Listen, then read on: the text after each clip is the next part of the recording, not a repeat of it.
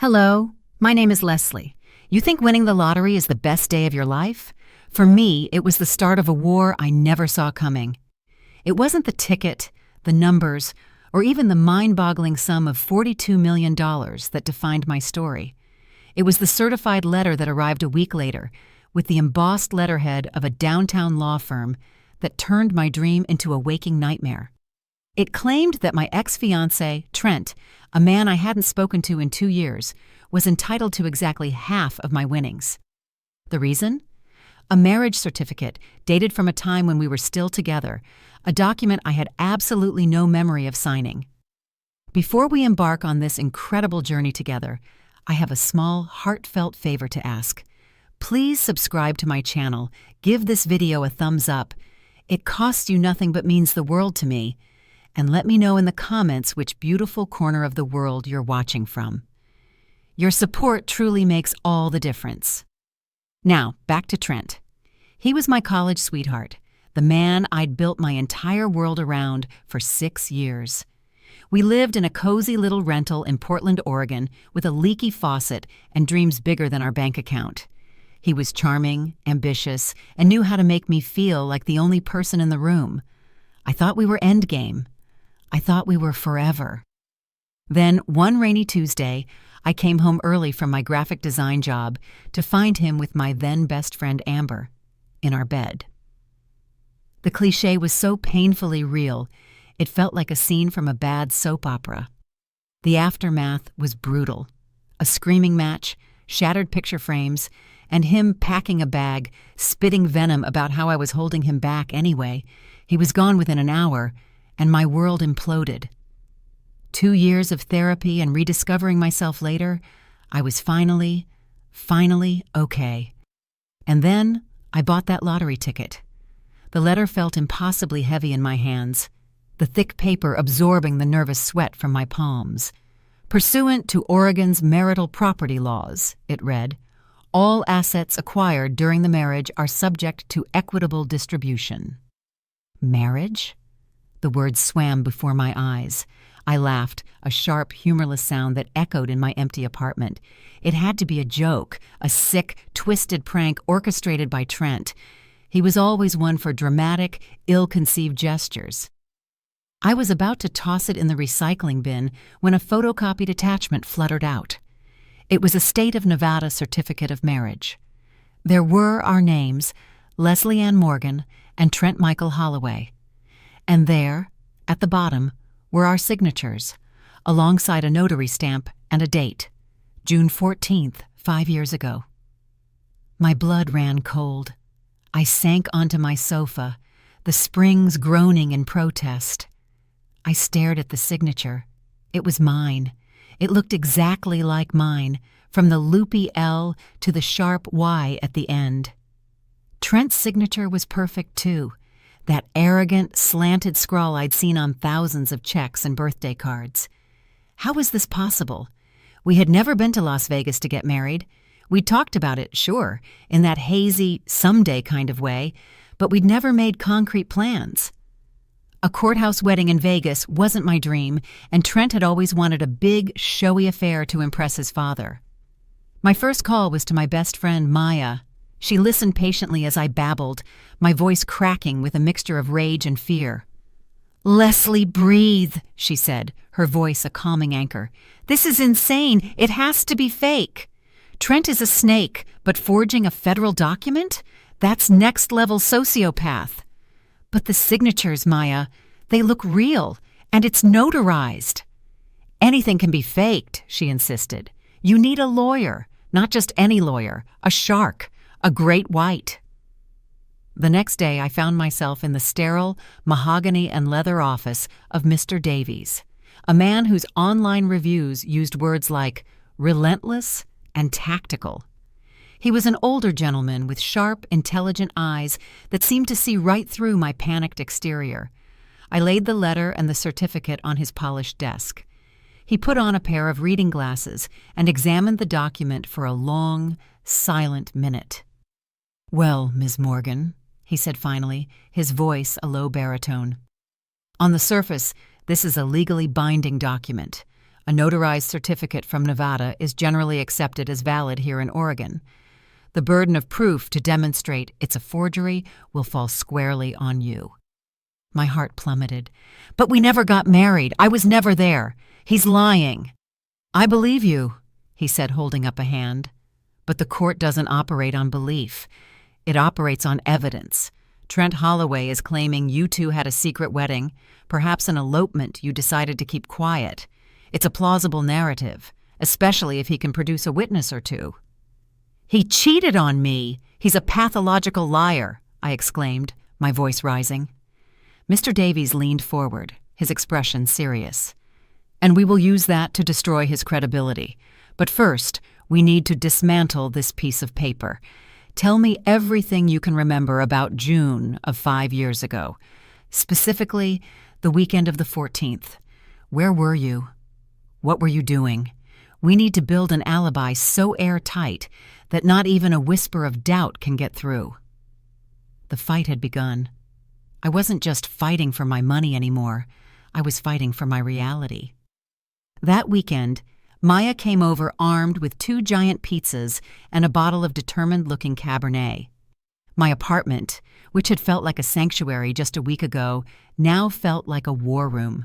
We turned it upside down, transforming my living room into an archaeological dig of my past life with Trent. We were hunting for one specific weekend, June 14th to 16th, 5 years ago. Mr. Davies' words echoed in my head. Airtight alibi. Okay, think, Maya said, pulling out a whiteboard she'd brought. 5 years ago. What was going on in our lives? You were at that terrible design firm, right? The one with the micromanager boss? Yeah, Brand Corp, I shuddered. I hated that place. And you were just starting your residency. We barely saw each other. We started with the obvious, digital footprints. I scrolled through years of photos on my cloud storage, my fingers flying across the screen. My heart ached with every picture of me and Trent, smiling at a brewery, hiking at Multnomah Falls, bundled up at the coast. He was a ghost from a life I'd worked so hard to bury. We found photos from May of that year, a friend's birthday party. We found photos from July, a 4th of July barbecue. But June? The entire month was a black hole. Not a single picture. This is weird, I said, leaning back frustrated. I took pictures of everything back then. My food, my cat, a cool-looking leaf on the sidewalk. Why is there nothing from June? Maybe you deleted them after the breakup? Maya suggested gently. Maybe, but it felt wrong. I was a digital hoarder. I never deleted anything. We moved on to my old emails and social media accounts. I spent hours sifting through ancient work emails, promotional junk, and Facebook posts. I found a post from June 10th, a Monday, complaining about my boss. I found another on June 18th, a Tuesday, sharing a funny cat video. The crucial weekend in between was a void. It was as if I had ceased to exist for those 3 days. Panic began to prickle at the back of my neck. What if Trent was smarter than I thought? What if he'd chosen a weekend he knew was a blank slate? Okay, let's think about Trent, Maya said, trying a new angle. Why is he doing this? It's not just about the money, is it? I don't know, I sighed, rubbing my temples. When he left, he said I was holding him back. He was supposed to be this big-shot entrepreneur. A quick search online painted a very different picture. Trent's a bit too professional LinkedIn profile listed him as the CEO and founder of 3 different tech startups. A little more digging revealed the truth. All 3 companies had been dissolved. Public records showed he had a massive tax lien against him and was being sued by an investor. He wasn't a visionary entrepreneur. He was a failed one, drowning in debt. Suddenly, his motivation became crystal clear.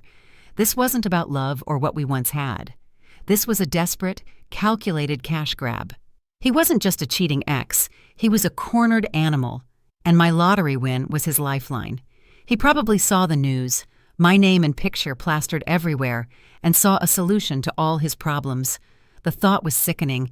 He felt entitled to my good fortune, to bail him out of the mess he'd made of his own life. The anger that had been simmering inside me began to boil. This was a man who had shattered my heart and was now trying to steal my future. I looked at Maya, my eyes hardening. "He's not getting a single cent," I said, my voice low and steady. "I don't care what it takes. I'm going to prove he's a fraud." The treasure hunt for my past had just become a crusade. The next few weeks were a blur of legal meetings and dead ends. Mr. Davies had filed a response to Trent's claim, formally denying the marriage and accusing him of fraud. The legal machinery was now in motion, but it moved at a glacial pace. In the meantime, the pressure was immense. The Lottery Commission had put a hold on my payout pending the resolution of the legal dispute. My $42 million was trapped in limbo, a giant, glittering carrot dangling just out of reach. Trent, through his lawyer, was playing the part of the heartbroken secret husband, deeply hurt that I would deny our sacred vows for money. The audacity was breathtaking. Our search for an alibi continued to yield nothing. We had checked everything. Bank statements showed no flights to Vegas, no hotel charges, nothing out of the ordinary, just a grocery store purchase and a gas station fill-up in Portland on that Friday. It proved I was in town, but it didn't prove I stayed in town. "He could argue you drove," Mr. Davies pointed out during one of our calls. "It's an 8-hour drive from Portland to Winnemucca, Nevada, another 2.5 to Reno. You could have left Friday night, gotten married Saturday morning, and been back by Sunday night. It's a tight timeline, but not impossible." Every plausible explanation from my lawyer felt like a nail being hammered into my coffin. The system, it seemed, was designed to favor the document.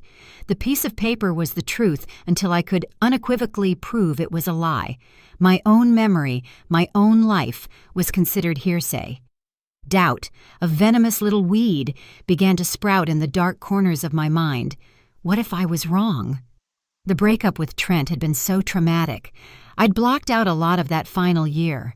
Could we have taken a spontaneous drunken trip to Vegas? Could I have signed something thinking it was a joke and then completely blacked it out? I confided this to Maya one night over the phone. "I feel like I'm going crazy," I whispered, tears welling in my eyes. "What if I'm misremembering? What if he's right?" "Don't you dare," she said, her voice fierce. "Don't you let that monster gaslight you from 2 years away. You would not forget getting married, Leslie. Drunk, sober, or on another planet, you would remember that. This is what he does. He manipulates and makes you question your own reality. He did it for 6 years. Don't let him do it again." She was right. I knew she was right. But the lack of concrete evidence was eating me alive. Mr. Davies decided it was time to go on the offensive. He hired a forensic document examiner, a woman named Dr. Allister, to analyze the copy of the certificate. It was a long shot without the original document, which Trent's lawyer was conveniently having trouble locating. Dr. Allister's initial report was disheartening.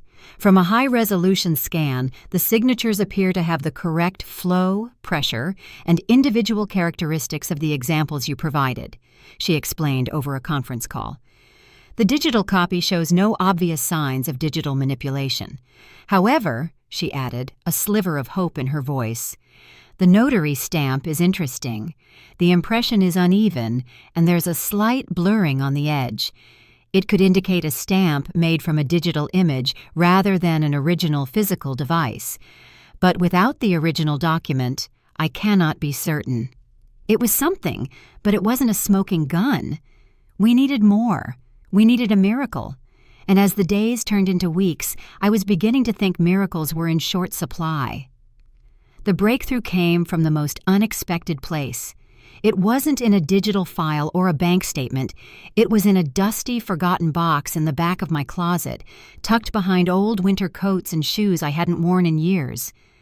I was looking for a box of old tax documents for Mr. Davies when my hand brushed against it.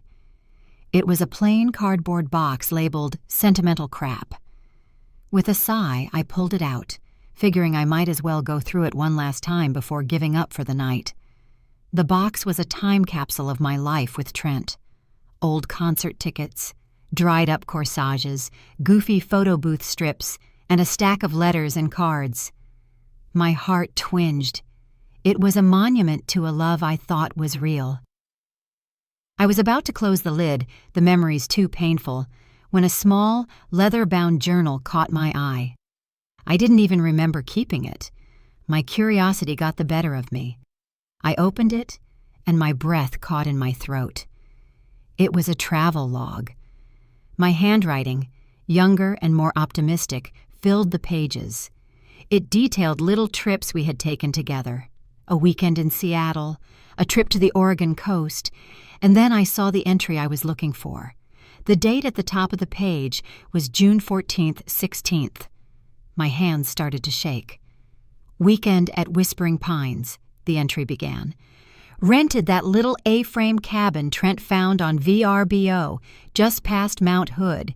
No cell service, no internet. Glorious. Just us, the woods, and a very wobbly canoe. I read on, my eyes devouring the words.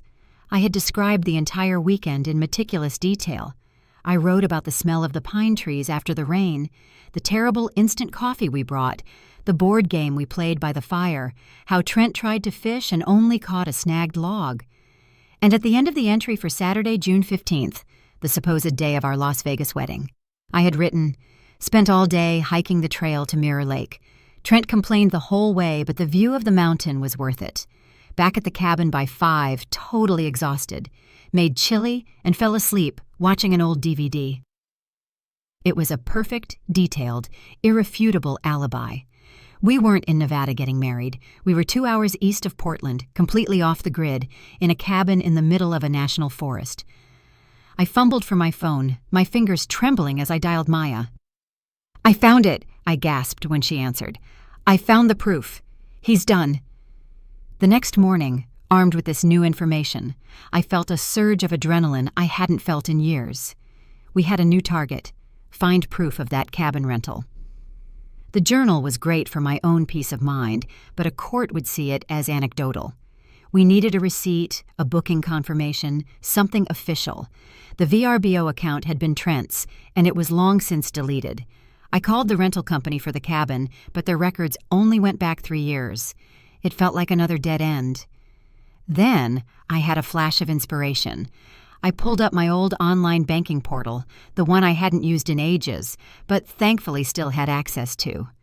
I set the date filter back 5 years and began the tedious process of scrolling through months of transactions. It took almost an hour, my eyes glazing over from staring at the screen. And then I saw it. A charge from June 12th of that year, a pending debit transaction for $350. The merchant name wasn't Whispering Pines, which is what I'd been searching for. It was a person's name, Robert Pinsky. I Googled the name along with Mount Hood Cabin, and a single, outdated rental listing popped up.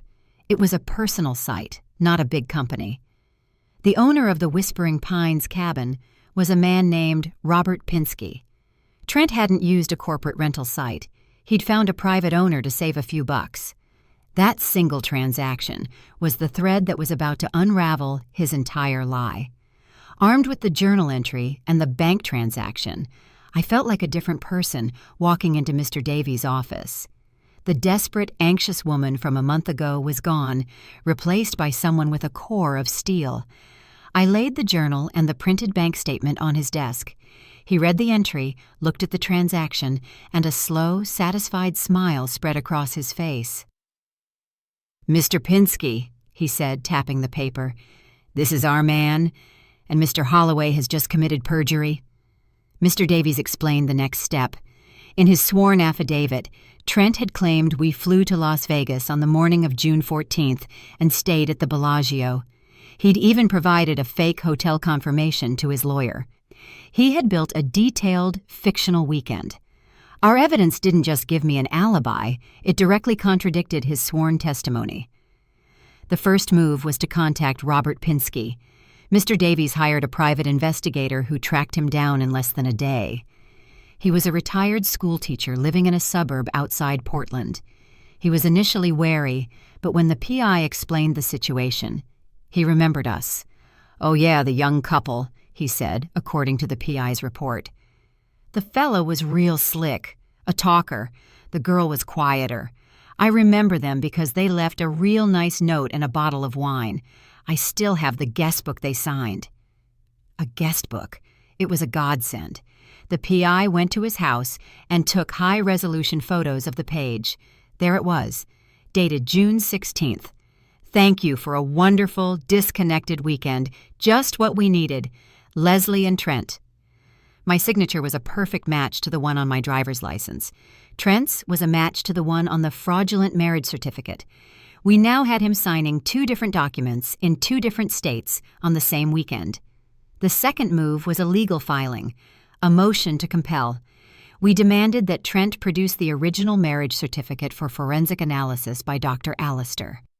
His lawyer immediately objected, claiming it was in a safe deposit box, to which he has temporarily lost the key. "He's stalling," Mr. Davies said with a grim chuckle. "There is no original, or if there is, he knows it won't stand up to scrutiny." The judge, however, was not amused by the excuse. He gave Trent's lawyer 10 days to produce the document. The deadline came and went. On the 11th day, the lawyer submitted a motion admitting the original document had been misplaced, but argued the notarized copy from the Nevada State Records Office should suffice. This was the opening Dr. Allister needed. With the judge's approval, she was granted access to the official microfilm archives at the Clark County Recorder's Office in Las Vegas. She would examine the copy that the state held as its official record. It was our chance to analyze the source of Trent's entire fraud. A week later, Dr. Allister called. "I've got him," she said, her voice electric with professional excitement. "The notary is a woman named Brenda May, and her commission is valid. However, the stamp on the document in the county's records has a microscopic flaw, a tiny nick in the outer ring at the 7 o'clock position. This is the parent of the stamp on your photocopy. But here's the interesting part. I ran a check on Brenda May's commission. Her notary stamp, the one with that specific identifying nick, was reported stolen from her car 2 months before your supposed wedding date. She filed a police report and was issued a new stamp with a different design. The stamp used on your fraudulent certificate was expired and illegally possessed at the time of its use. The stolen notary stamp was the kill shot. It was the irrefutable, undeniable piece of evidence that blew Trent's entire story out of the water. It wasn't just a lie anymore. It was a multi-state felony. Mr. Davies moved with terrifying speed. He filed an emergency motion for summary judgment, laying out our entire case in a devastatingly clear timeline.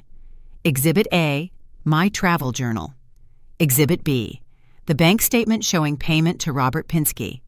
Exhibit C, the notarized photo of the cabin guest book, signed by both me and Trent. Exhibit D, Dr. Allister's expert report on the stolen expired notary stamp. Exhibit E, a copy of the police report filed by Brenda May, the notary. Trent's lawyer, who had been so smug and aggressive, was suddenly on the back foot. Mr. Davies told me his office called 3 times in a single morning, the lawyer's tone shifting from blustering confidence to panicked negotiation. First, they offered to drop the claim in exchange for me not pressing criminal charges. Mr. Davies, on my instruction, told them no. Then they offered $100,000 for my inconvenience. The answer was still no. "He doesn't get it," I told Mr. Davies, my voice cold. "This was never about the money for me. This was about him trying to annihilate my life and my sanity for his own selfish gain. He needs to face consequences." A pre-trial hearing was set. It was the first time I had seen Trent in over 2 years. He sat across the conference room, next to his lawyer, looking smaller than I remembered. The swagger was gone. He was pale, his expensive suit looking a size too big for him. He wouldn't meet my eyes. He just stared at the table, his hands clenched into white-knuckled fists. Our lawyers did the talking. Mr. Davies laid out our evidence with the calm precision of a surgeon. When he got to the stolen notary stamp and the police report, Trent's lawyer went ashen. He leaned over and whispered frantically to Trent, who just shook his head, a cornered rat looking for an escape. The judge assigned to our case was a no-nonsense older woman named Judge Carmichael. She read our motion and Trent's pathetic one-page response. At the hearing, she looked over her glasses at Trent and said, "Mr. Holloway, I am looking at a mountain of evidence that suggests you have not only filed a fraudulent claim, but have committed perjury and used a stolen legal instrument to do so. These are criminal offenses. Before I rule on this motion, I suggest you have a very serious conversation with your counsel." That was it. The fight went out of him. After a 10-minute recess, they came back with a new offer. They would sign a full and final retraction of the marital claim, issue a formal apology for the emotional distress and defamation, and Trent would plead guilty to the criminal charges of forgery and filing a false document. In return, I would not pursue a separate civil suit for damages. I looked at Mr. Davies. He nodded. It was a total victory. As they signed the papers, I finally looked directly at Trent. His eyes, when they met mine, were not filled with remorse. They were filled with a bitter, pathetic rage. He wasn't sorry for what he did. He was only sorry he got caught. In that moment, I didn't feel hatred or a desire for revenge. I just felt a profound, weary pity for this hollow man who had almost ruined my life. The war was over. The courtroom buzzed with the low murmur of procedural business, but for me, it was completely silent. I watched as Trent stood before the judge, his shoulders slumped in defeat. He pleaded guilty to 1 count of felony forgery. His lawyer argued for leniency, painting a picture of a desperate man who made a terrible mistake. He talked about Trent's failed businesses and his mountain of debt, as if that somehow excused his calculated campaign of fraud against me. I had submitted a victim impact statement, which the prosecutor read aloud. I kept it simple and direct. I wrote about the emotional toll, the sleepless nights, the violation of trust, and the sickening feeling of having my own history used as a weapon against me. I didn't ask for the maximum sentence, I just asked for accountability. The judge sentenced him to 2 years of probation, a hefty fine that would likely be impossible for him to pay, and 500 hours of community service. He was also ordered to pay for all of my legal fees, which were substantial. There would be no jail time, which stung a little, but the felony conviction on his record was a permanent stain. It would follow him forever, a consequence he couldn't charm or lie his way out of. As he was led out of the courtroom, he glanced back at me one last time. There was no apology in his eyes, only a cold, empty resentment. Check count, 5185 words. A week later, the hold on my lottery winnings was finally released. I sat in a sterile bank office with a financial advisor, looking at a number on a statement with so many zeros, it seemed fake. After taxes, it was just over $21 million. It was a life-changing, generation-defining amount of money. But as I sat there, I didn't feel the explosion of joy I had always imagined. Instead, I just felt quiet. The victory felt strangely hollow. Yes, I had won. I had protected what was mine, and I had exposed Trent for the fraud he was. Justice, in a legal sense, had been served, but the emotional scars remained. The experience had tainted the win. It was no longer a symbol of pure luck and a fresh start. It was intrinsically linked to the ugliest chapter of my life.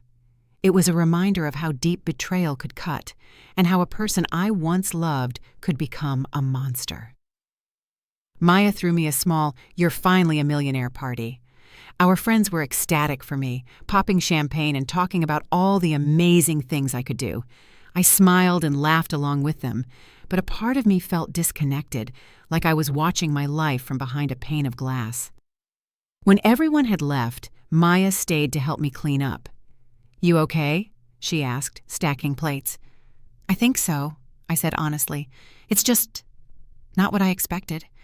I feel like I should be dancing on the tables, but mostly I just feel exhausted." "You went through a war, Les," she said, putting an arm around me. "You're allowed to be tired. The happiness will come. You just have to give it time to catch up." I hoped she was right. I had the money, I had my freedom, and I had my future back. But I knew the process of healing, of truly feeling the joy of my good fortune without the shadow of Trent looming over it, was a journey that was just beginning. The legal battle was over, but the personal one, the one where I learned to trust the world, and myself again, was far from finished. So, what do you do after you win a war and a lottery at the same time? The answer for me wasn't to buy a mansion or a fleet of sports cars. The first thing I did was set up a trust for my parents, ensuring they'd be comfortable for the rest of their lives. Then, I bought the small graphic design agency I used to work for before I quit to go freelance. I'd always loved the team there, but the owner was running it into the ground. Now, we're thriving. It gives me purpose, a reason to get up in the morning that has nothing to do with my bank balance. The rest of the money is invested. It's working for me quietly and securely. I still live in the same apartment, though I finally got that leaky faucet fixed. The truth is, the experience with Trent changed me. It made me more cautious, more guarded. It taught me that the worst monsters are often the ones you once let into your heart. But it also showed me my own strength. I fought back, and I won. My life isn't a perfect fairy tale. Some days the anger and the bitterness still bubble up, but most days I feel a quiet sense of peace. I have security, I have my friends, and I have a job I love. The money didn't buy me happiness, but it bought me freedom. The freedom to heal at my own pace, to build a life on my own terms, and to never, ever be at the mercy of a man like Trent again. And that, I've realized, is a jackpot worth more than any lottery. What would you do if you were in my shoes? Let me know in the comments below. And if you haven't already, please consider subscribing. Your support means more than you know.